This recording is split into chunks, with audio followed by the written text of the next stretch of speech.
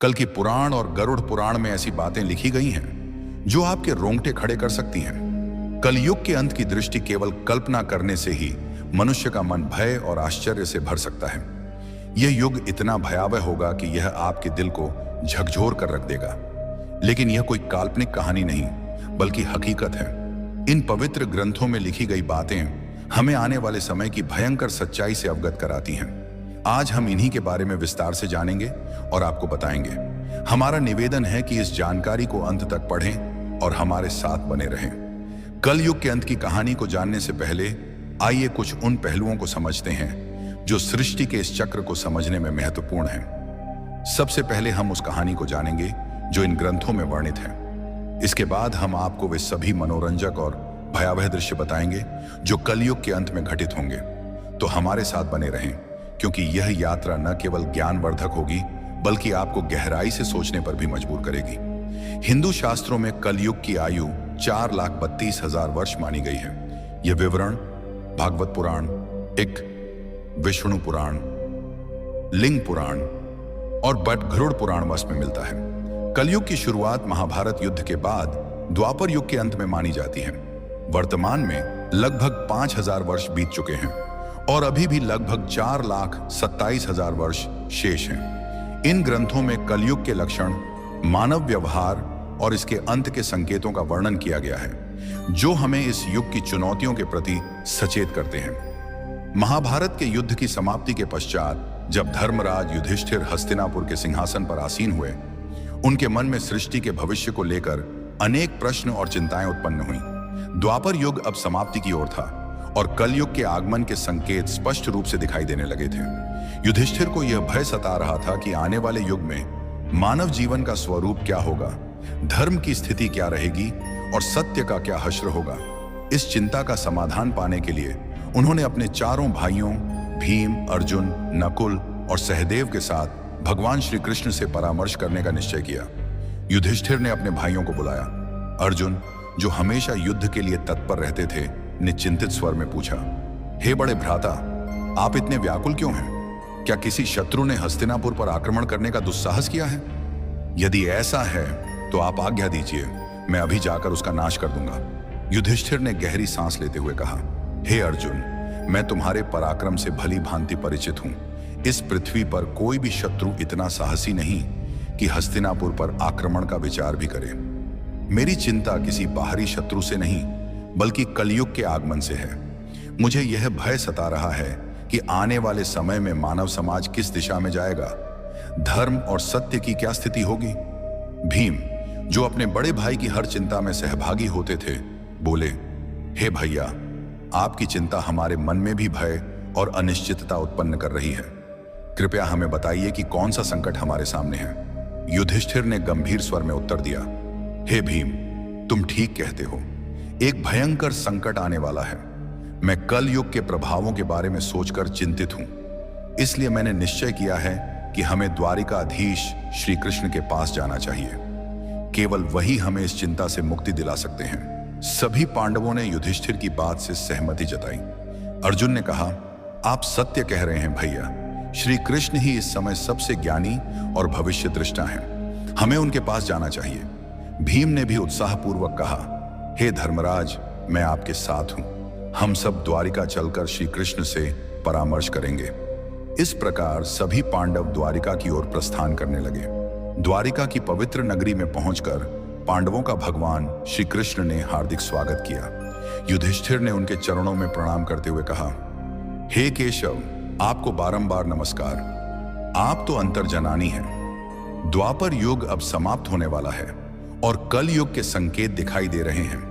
मैं यह जानना चाहता हूं कि कल युग में मानव का स्वभाव और आचरण कैसा होगा, वह किन कर्मों में लिप्त होगा और मोक्ष प्राप्ति के लिए उसे क्या करना होगा।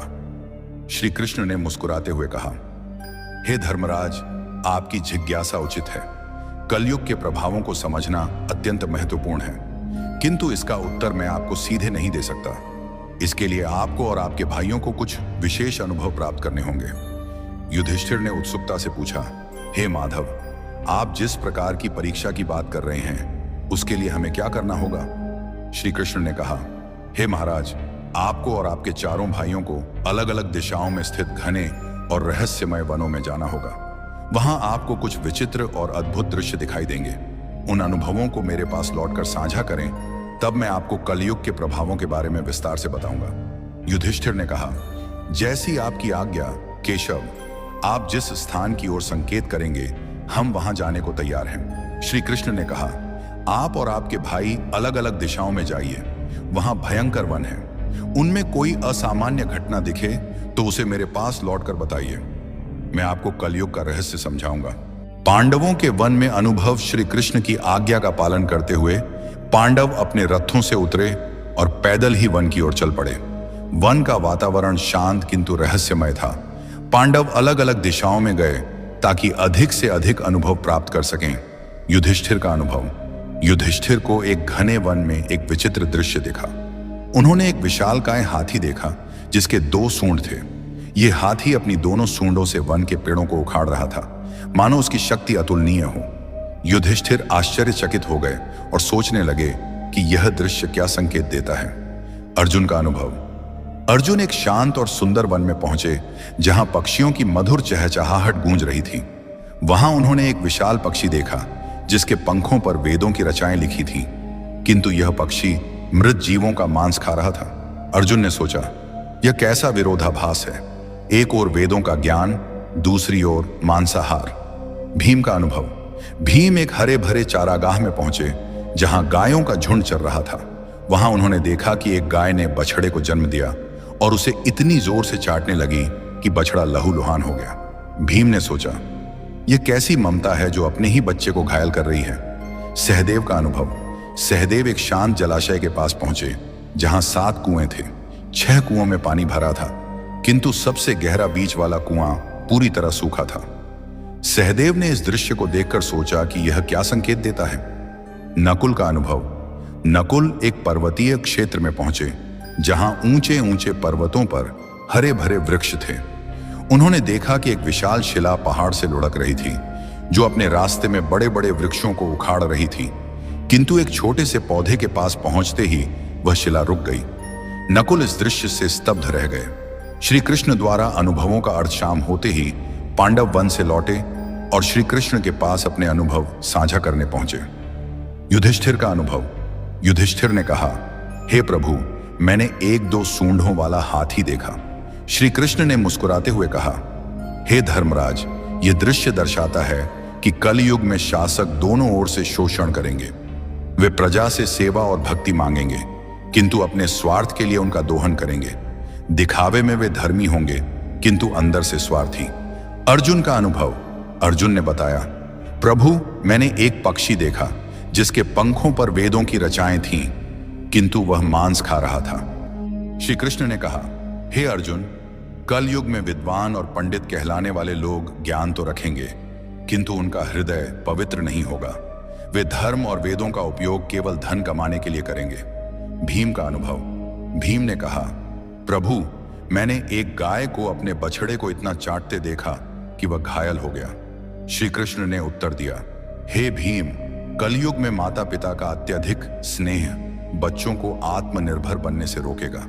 उनकी ममता बच्चों के लिए बाधा बन जाएगी। सहदेव का अनुभव। सहदेव ने बताया, प्रभु, मैंने 7 कुओं में से बीच का सबसे गहरा कुआं सूखा देखा। श्री कृष्ण ने कहा, हे सहदेव, कलयुग में लोग दिखावे में धनवान होंगे, किंतु अपने पड़ोसियों की भूख प्यास की परवाह नहीं करेंगे। स्वार्थ इस युग की पहचान होगा। नकुल का अनुभव। नकुल ने कहा, प्रभु, एक विशाल शिला बड़े बड़े वृक्षों को उखाड़ रही थी, किंतु एक छोटा पौधा उसे रोक देता है। श्री कृष्ण ने कहा, हे नकुल, कलयुग में धन और सत्ता मनुष्य के पतन को नहीं रोक पाएंगे, किंतु भगवान का नाम और सच्ची भक्ति जो एक छोटे पौधे के समान है उसे बचा सकती है।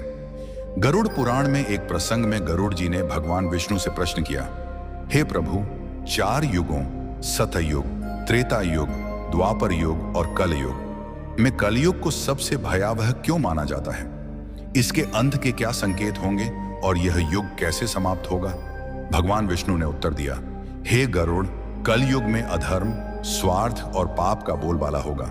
इसके अंत के समय कुछ विशेष संकेत प्रकट होंगे जो सृष्टि के विनाश की ओर इशारा करेंगे। आइए इन 5 प्रमुख संकेतों को एक एक करके विस्तार से समझते हैं। 1. मानव आयु का ह्रास।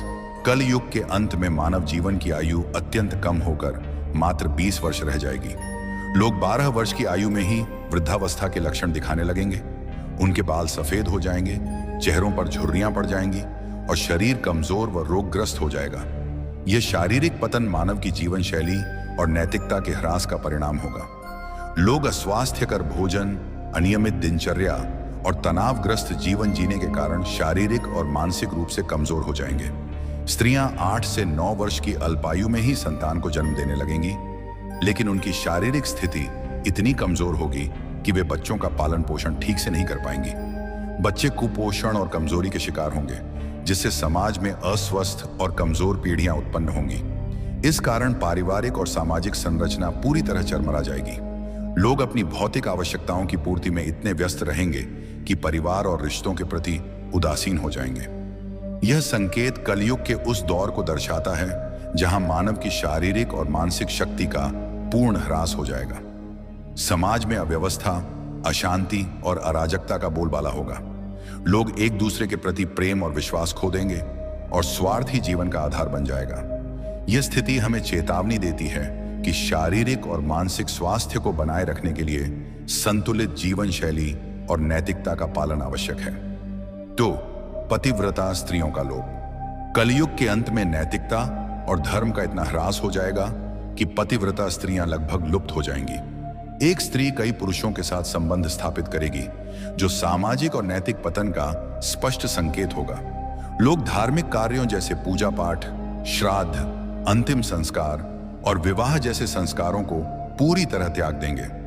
जल की कमी के कारण लोग स्नान करना बंद कर देंगे, जिससे शारीरिक और आध्यात्मिक शुद्धता नष्ट हो जाएगी। भोजन में मांसाहार का प्रभुत्व होगा और सात्विक भोजन जैसे फल, सब्जियां और अनाज दुर्लभ हो जाएंगे। लोग चमकीले, तंग और भड़कीले वस्त्र पहनेंगे, जो उनकी भौतिकता और आध्यात्मिकता से दूरी को दर्शाएंगे। समाज में स्वार्थ, लालच और छल कपट का बोलबाला होगा। रिश्तों में विश्वास की कमी हो जाएगी और लोग केवल अपनी सुख सुविधाओं के लिए जिएंगे। यह संकेत समाज में नैतिकता के पतन और रिश्तों के टूटने की स्थिति को दर्शाता है। लोग धर्म और कर्तव्यों से विमुख होकर केवल सांसारिक सुखों की तलाश में रहेंगे। यह स्थिति सामाजिक अविश्वास, अशांति और अनैतिकता को बढ़ावा देगी। गरुड़ पुराण हमें सिखाता है कि धर्म और नैतिकता का पालन ही समाज को स्थिर और सौहार्दपूर्ण बनाए रख सकता है। 3. वृक्षों का फलहीन होना। कलयुग के अंत में प्रकृति का भीषण विनाश होगा। वृक्ष फल और फूल देना बंद कर देंगे और केवल शमी वृक्ष ही जीवित रहेंगे। लोग शाकाहार को पूरी तरह त्याग देंगे और मांसाहार पर निर्भर हो जाएंगे। भोजन तामसिक और रोगकारी होगा, जिससे लोग कम उम्र में ही बीमारियों का शिकार हो जाएंगे। गायों की पूजा बंद हो जाएगी और उन्हें केवल दूध और मांस के लिए पाला जाएगा। यह संकेत प्रकृति के प्रति मानव की लापरवाही और अंधाधुंध दोहन का परिणाम है। वनों की कटाई, पर्यावरण प्रदूषण और प्राकृतिक संसाधनों के दुरुपयोग के कारण प्रकृति का संतुलन बिगड़ जाएगा। वृक्षों का फलहीन होना और प्राकृतिक संसाधनों का ह्रास पर्यावरणीय असंतुलन को और गहरा कर देगा। समाज में भोजन की कमी के कारण लोग भूख और कुपोषण से ग्रस्त होंगे। यह स्थिति हमें पर्यावरण संरक्षण और प्रकृति के प्रति सम्मान की महत्ता सिखाती है। 4. अल्पवृष्टि। कलयुग के अंत में वर्षा अत्यंत कम हो जाएगी। खेतों में अनाज का उत्पादन बंद हो जाएगा और जो थोड़ा बहुत अनाज होगा वह छोटा, रसहीन और पौष्टिकता से रहित होगा। फलों में रस का अभाव हो जाएगा, जिससे लोग भूख और प्यास से तड़पने लगेंगे। केवल बकरियों का दूध ही उपलब्ध होगा, जो प्राकृतिक संसाधनों की कमी को दर्शाता है। यह स्थिति सामाजिक और आर्थिक संकट को और गहरा कर देगी। लोग जीवन की मूलभूत आवश्यकताओं जैसे भोजन और जल के लिए संघर्ष करेंगे। खेती और कृषि कार्य पूरी तरह ठप हो जाएंगे, जिससे समाज में भुखमरी, अशांति और हिंसा बढ़ेगी। यह संकेत पर्यावरणीय विनाश और मानव की लापरवाही का परिणाम है, जो हमें प्रकृति के संरक्षण और संतुलित जीवन की आवश्यकता की याद दिलाता है। कलयुग के अंत का सबसे भयावह संकेत होगा 7 सूर्यों का उदय।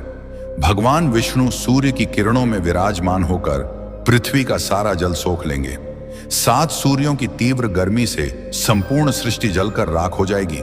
इसके बाद भगवान विष्णु रुद्र रूप में मेघ उत्पन्न करेंगे, जो 100 वर्षों तक निरंतर भयंकर वर्षा करेंगे। यह वर्षा सृष्टि को जलमग्न कर देगी और संपूर्ण संसार का अंत हो जाएगा। यह प्रलय सृष्टि के चक्र का एक हिस्सा है, जो संहार के बाद नई शुरुआत की ओर ले जाता है। जब पाप और अधर्म अपनी चरम सीमा पर पहुंच जाएंगे, तब सृष्टि का अंत अनिवार्य हो जाएगा। यह संकेत हमें सिखाता है कि सृष्टि का प्रत्येक चक्र एक नई शुरुआत का मार्ग प्रशस्त करता है, और धर्म का पालन ही हमें इस चक्र में सकारात्मक योगदान देने के लिए प्रेरित करता है। भगवान विष्णु ने गरुड़ जी से कहा, यह विनाश केवल अंत नहीं, बल्कि एक नई सृष्टि की शुरुआत है। जब यह सृष्टि नष्ट हो जाएगी, तब परमात्मा अपनी इच्छा से एक नई, शुद्ध और पवित्र सृष्टि की रचना करेंगे। इस नई सृष्टि में धर्म, सत्य और आध्यात्मिकता का पुनरुत्थान होगा। केवल वे जीव इस नई सृष्टि में स्थान पाएंगे जिन्होंने धर्म और सत्य का पालन किया होगा। यह संदेश हमें प्रेरित करता है कि कठिन परिस्थितियों में भी सच्चाई और धर्म का मार्ग अपनाकर हम अपने जीवन को सार्थक बना सकते हैं।